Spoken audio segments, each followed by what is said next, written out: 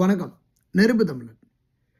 கப்பலோட்டிய சிதம்பரனார் வஉசி அவர்களினுடைய ஒட்டுமொத்த சொத்துக்களும் ஒரு தேசத்திற்காக அர்ப்பணித்தார்.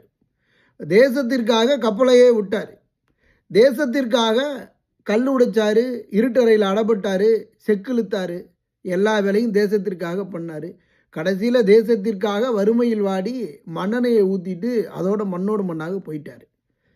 பெரியார் வசதியாக வாழ்ந்தவர், வசதியாகவே இருந்தவராகவே இருக்கட்டும், அவரினுடைய சொத்துக்கள் எங்கே?